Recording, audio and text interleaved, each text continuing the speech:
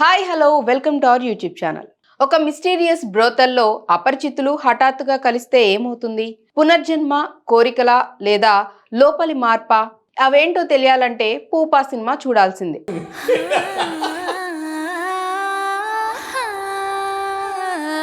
ఇది 2026లో రిలీజ్ అయింది. సో ఈ సినిమాకు సంబంధించిన ఫుల్ డీటెయిల్స్ ఇప్పుడు చూద్దాం. ఇక ఈ పూపా మూవీని డైరెక్ట్ చేసింది టోనీ సుకుమారన్. ఇక ఇందులో వచ్చేసి జీవేష్ వర్గీస్ హీరోగా నటించగా దీపా సాజు హీరోయిన్ గా నటించింది. ఇక స్టోరీలోకి వెళ్తే వారణాసిలో ఒక పాత బ్రోతెల్, అది కేవలం బ్యాక్గ్రౌండ్ కాదు, అది ఒక క్యారెక్టర్ లాగా ఉంటుంది. ఒకరోజు కొంతమంది అపరిచితులు, ఒకరికొకరు తెలియని వాళ్ళు ఆ బ్రోతల్లో ఊహించని విధంగా సమావేశమవుతారు. ఈ అపరిచితులందరికీ వాళ్ళ లైఫ్లో ఎంత బాధ, ఎంత స్ట్రగుల్స్ ఉన్నాయో బ్రోతల్ వాతావరణం చూసి టెన్షన్ స్టార్ట్ అవుతుంది. ఎందుకు ఈ అపరిచితులు ఇక్కడికి వచ్చారు, వాళ్లకు ఏం హిడెన్ పాస్ట్ ఉందో తెలియాలంటే ఈ స్టోరీ చూడాల్సిందే.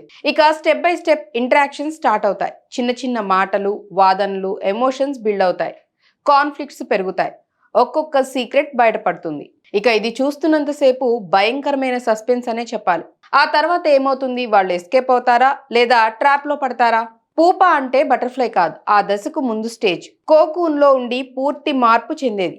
అదే విధంగా అపరిచితులు కూడా బ్రోతల్లో ఉండి తమ పాత స్వభావాన్ని వదిలేసి కొత్త పునర్జన్మలాగా మారిపోతారు. మోటాఫర్గా చూస్తే లైఫ్లో మారాలంటే ముందు పూపాలాగా దాక్కోవాలి, బాధను ఎదుర్కోవాలి, ఆ తర్వాత అందంగా ట్రాన్స్ఫార్మ్ అవ్వాలి అని సూపర్ మెసేజ్ ఇచ్చారు. అలాగే మిడ్లో ఒక సీన్లో హఠాత్తుగా ఎమోషన్స్ బర్స్ట్ అవుతాయి. అది చూసి ఖచ్చితంగా ఏమైంది అనిపిస్తుంది. కానీ డైరెక్టర్ స్మార్ట్గా స్లోగా క్లియర్ చేస్తాడు. ఎలాంటి కన్ఫ్యూజన్ లేదు, కేవలం ఫీల్ మాత్రం ఉంటుంది. క్లైమాక్స్కి వస్తే ట్రాన్స్ఫర్మేషన్స్ పూర్తవుతాయి. కానీ ఏమైంది? సర్ప్రైజ్ ఉంది. వాళ్ళు ఎవరు, ఎండ్లో ఏమైపోయారు చూసి షాక్ అవుతారు. సో ఫ్రెండ్స్, ఈ సినిమా కేవలం డ్రామా కాదు, పునర్జన్మ, కోరికలు, లోపలి మార్పు గురించి ఒక ఆర్టిస్టిక్ జర్నీ అని చెప్పాలి. ఇండిపెండెంట్ ఫిలిం, కానీ యాక్టింగ్ అండ్ స్టోరీ సూపర్ స్ట్రాంగ్గా ఉంటుంది.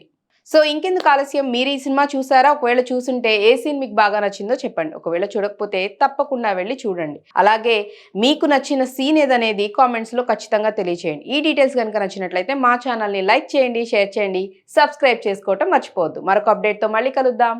బాయ్.